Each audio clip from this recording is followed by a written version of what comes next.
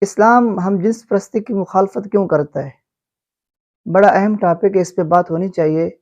لیکن اس سے پہلے آپ نے یہ خبر سنی ہوگی اور پاکستان کے اندر ٹویٹر پر یہ ٹرینڈ بھی بنا ہوا ہے کہ نجم سیٹھی کے بیٹے علی سیٹھی نے اپنے مرد دوست سلمان سے شادی کی ہے۔ تو یہ خبر اب ہمارے لیے، ہر اس شخص کے لیے جو ایک سلیم الفطرت شخص ہے، جو گندگی سے نفرت کرتا ہے، اس کے لیے تکلیف دہ خبر ہے۔ میں نہیں جانتا کہ نجم سیٹھی کے لیے یا ان کی گھر والی کے لیے، ان کی اہلیہ کے لیے یہ خبر خوشی کی یا تکلیف کی ہے۔ ہر شخص کی یہ خواہش ہوتی ہے کہ اس کے آنگن میں، اس کے گھر میں بچے ہوں، اس کے پوتے ہوں، نواسے ہوں۔ اب پتہ نہیں نجم سیٹھی صاحب کے صاحبزادے، یہ نواسے، یہ پوتے کہاں سے لائیں گے۔ تو جو بھی خبر ہے، بہرحال ہمارے معاشرے میں بھی کہ ایک ایسا اسلامی معاشرہ جسے پاک معاشرہ کہا جا سکتا تھا، اب آہستہ آہستہ گندگی پھیلنے لگ گئی ہے، اور یہی وہ لوگ ہیں جو اس معاشرے میں گند پھیلانے کا سبب بنتے ہیں۔ دوستو، اب آتے ہیں اس بات کی طرف کہ اسلام ہم جنس پرستی کی مخالفت کیوں کرتا ہے۔ تو اس بات کو سمجھیے توجہ سے کہ اسلام صرف ہم جنس پرستی کی مخالفت نہیں کرتا۔ اسلام ہر اس چیز کی، ہر اس بات کی، ہر اس فعل کی مخالفت کرتا ہے جو انسانیت کے خلاف ہو، جس میں انسانیت کا نقصان ہو، انسانیت کا فائدہ اور نفع نہ ہو۔ آپ کو اسلام اس کے مخالف ملے گا۔ اور پھر دوسری بات، ہم جنس پرستی کی صرف اسلام مخالفت نہیں کرتا، دنیا کا کوئی مذہب بھی اس کی اجازت نہیں دیتا۔ اسلام کے علاوہ یہودیت کا جو مذہب ہے یا عیسائیت کا، یہ سارے کے سارے مذاہب، یا ان سے پہلے دنیا میں جتنے مذاہب رائج تھے، کسی مذہب نے اس کی اجازت نہیں دی۔ اور اس کی اجازت کون دے رہا؟ آج مغرب کے وہ طبقہ جو لبرل، جو سیکولر، جن کا کوئی ایمان، کوئی مذہب نہیں ہے۔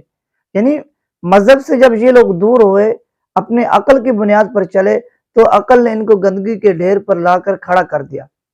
تو یہ ایسی چیز ہے جس کی کوئی مذہب، کوئی سلیم الفطرت قوم، کوئی عقل اس کی اجازت نہیں دیتی۔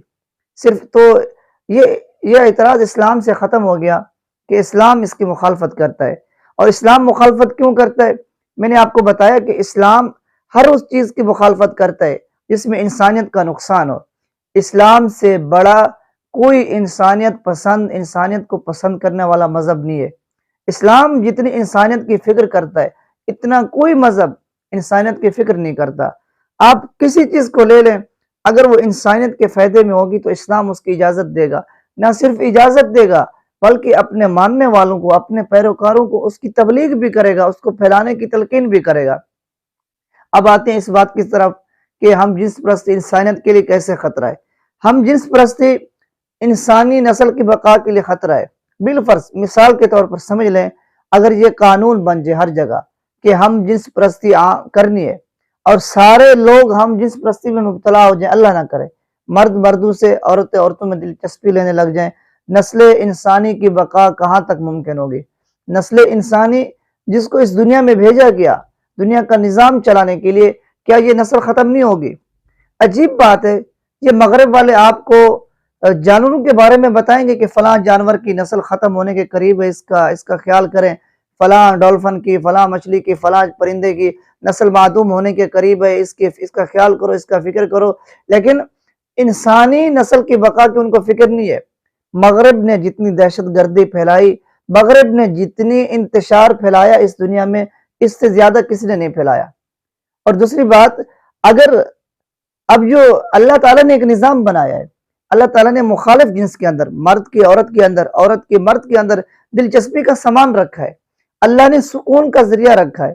مرد اور عورت کے درمیان سب سے بڑی چیز سکون ہوتی ہے۔ جو ہم جنس پرست ہیں، آپ تحقیق کر لیں، یہ ذہنی سکون سے محروم ہوتے ہیں۔ ان کے یہاں ذہنی سکون کی کوئی چیز نہیں ہوتی۔ یہ بیچارے، ان کی فطرت مسخ ہو چکی ہوتی ہے، ان کی عقل ختم ہو چکی ہوتی ہے۔ اس لیے اسلام جب شادی کی اجازت دیتا ہے، محض وہ خواہشات پرستی نہیں ہوتی، شہوت پرستی نہیں ہوتی۔ انسان کو اسلام اپنے فائدے کے لیے، اب جب انسان شادی کرتا ہے، شادی کے بعد وہ ذہنی سکون کا سبب بنتا ہے۔ وہ بیوی اس کے لیے خدمات انجام دیتی ہے، وہ اپنی بیوی کے لیے خدمات انجام دیتا ہے، پھر اس کے صحن میں بچے آتے ہیں جو اس کی نسل بڑھانے کا ذریعہ بنتے ہیں، جو اس کے ذہنی سکون کا سبب بنتے ہیں۔ اور ہم جنس پرست اس سوچ سے محروم ہیں بیچارے۔ تو اتنا عرض کرنا تھا آج کی اس ویڈیو میں کہ اسلام ہم جنس پرستی کے ساتھ ساتھ ہر اس چیز کی مخالفت کرتا ہے جو انسانیت کے خلاف ہو۔ اسلام سے بڑا انسانیت کا دوست درد رکھنے والا کوئی مذہب نہیں ہے، ہمیں اس بات کو سوچنا چاہیے۔ اللہ مجھے اور آپ کو اس گندگی سے بچائے۔ انشاءاللہ مزید چند کلپس اس بارے میں ہم بات کریں گے۔ اگر آپ کو یہ اچھی لگے تو آپ اپنی رائے دینا چاہیں تو کمنٹ باکس میں اپنی رائے دے سکتے ہیں۔